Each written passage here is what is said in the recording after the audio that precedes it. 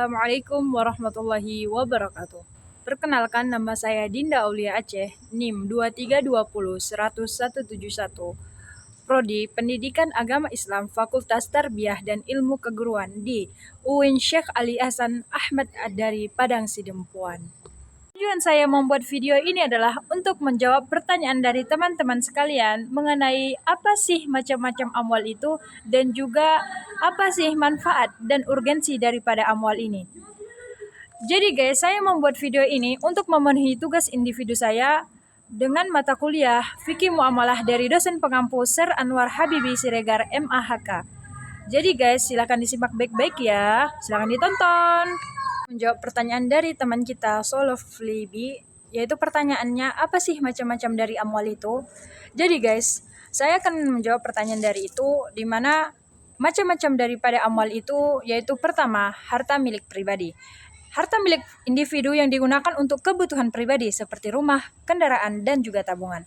Pendapat ulama menurut ini yaitu bahwa pemanfaatan harta pribadi harus sesuai dengan syariat, seperti memenuhi kewajiban zakat.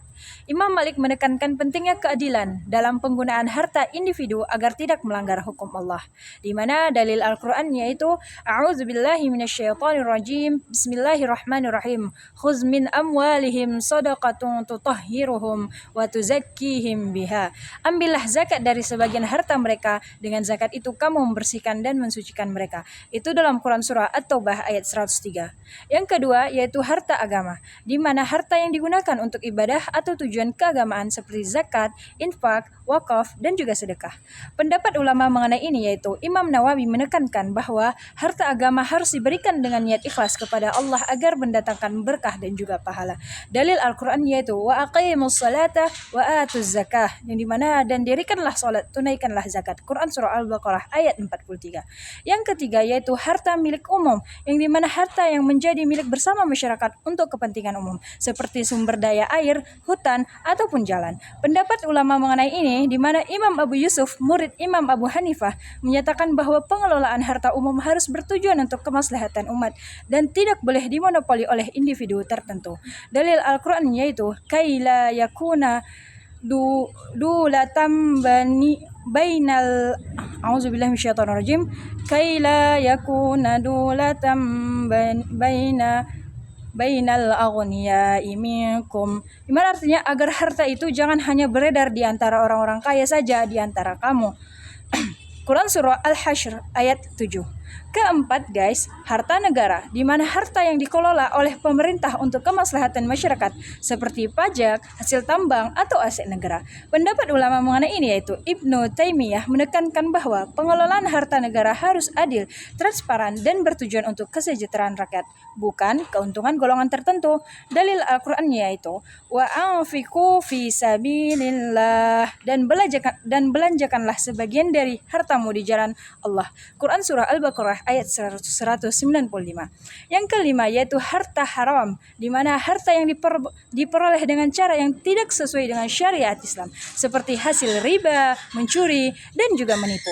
Pendapat ulama sepakat bahwa harta haram harus ditinggalkan. Imam Al-Ghazali berpendapat bahwa seseorang harus bertobat dan mengembalikan harta haram kepada yang berhak jika memungkinkan, di mana dalil Al-Quran yaitu Bismillahirrahmanirrahim wa ahallallahu al-bai'a wa harramar riba, dan Allah menghalalkan jual beli dan mengharamkan riba. Quran surah Al-Baqarah ayat 275. Yang terakhir yaitu harta fa'i dan ghanimah, di mana fa'i harta yang diperoleh tanpa peperangan seperti dari perjanjian damai, dan ghanimah adalah harta rampasan perang yang dibagi sesuai syariat. Pendapat ulama Imam Syafi'i menyebutkan bahwa pembagian ghanimah harus mengikuti ketentuan dalam Al-Quran, yaitu 1/5 untuk Allah, Rasul, dan kemaslahatan umat. Dalil Al-Quran wa'lamu annama ghanimtum min syai'in fa'anna lillahi khumusahu walirrasul. Ketahuilah sesungguhnya apa saja yang kamu peroleh sebagai rampasan perang ghanimah, maka sesungguhnya 1/5 untuk Allah, Rasul. Quran surah Al-Anfal ayat 41. Sekian dari saya, semoga itu menjawab pertanyaan dari teman kita Soloflibi. Kita alihkan ke pertanyaan berikutnya. Pertanyaan dari saudara Yanzet Imam, yang pertanyaannya kenapa harta itu penting, dan saudari Anissa 51Z tentang apa manfaat dan urgensi daripada amwal itu. Ya, saya akan menjawabnya. Bismillah. Kita tahu bersama bahwa harta merupakan salah satu aspek penting dalam kehidupan manusia, bukan? Dalam Islam juga, harta dipandang sebagai amanah dari Allah yang harus dikelola dengan penuh tanggung jawab untuk kebaikan diri sendiri, keluarga, dan juga masyarakat. Firman Allah Subhanahu wa taala, A'udzu billahi minasyaitonir rajim. Bismillahirrahmanirrahim. Wabtaghi fima ataqallahu ad-daral akhirata wa la tansa nasibaka minad dunya wa ahsin kama ahsanallahu ilaik wa la tabghil fasada fil ard innallaha la yuhibbul mufsidin. Shadaqallahul azim. Artinya, dan carilah pada apa yang telah dianugerahkan Allah kepadamu kebahagiaan negeri akhirat, dan janganlah kamu melupakan bagian di dunia. Dan berbuat baiklah kepada orang lain sebagaimana Allah telah berbuat baik kepadamu, dan janganlah kamu berbuat kerusakan di muka bumi. Sesungguhnya Allah tidak menyukai orang-orang yang berbuat kerusakan. Itu dalam Quran surah Al-Qasas ayat 77 ya guys. Maaf teman-teman, agak grogi. Selain itu, Rasulullah Shallallahu Alaihi Wasallam bersabda, "Ni'mal malus salihu lil mar'is salih." Artinya, sebaik-baik harta adalah yang berada di tangan orang yang saleh. Hadis riwayat Ahmad. Dalil ini menunjukkan bahwa harta dapat menjadi alat untuk mendekatkan diri kepada Allah Subhanahu wa taala jika digunakan oleh orang yang saleh. Orang yang soleh akan menggunakan harta untuk kebaikan dan juga menjauhi sifat tamak serta keserakahan.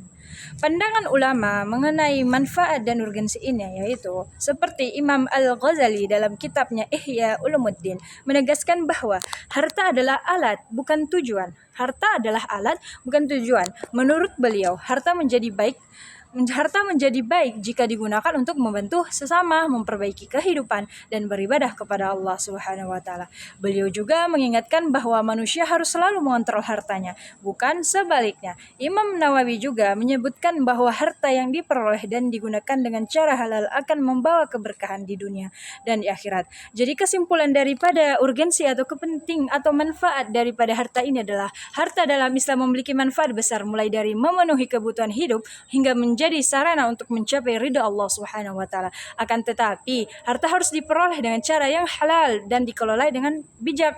Pandangan ulama menegaskan bahwa harta seharusnya menjadi alat untuk kebaikan, bukan tujuan utama daripada hidup kita. Oleh karena itu, umat Islam diajak untuk memanfaatkan harta sebagai sarana mendekatkan diri kita kepada Allah Subhanahu wa taala dan meningkatkan kesejahteraan umat. Semoga penjelasan ini bisa menjawab pertanyaan dari teman-teman tadi ya, dari saudara Yanzet Imam dan saudari Anissa 51Z. Terima kasih.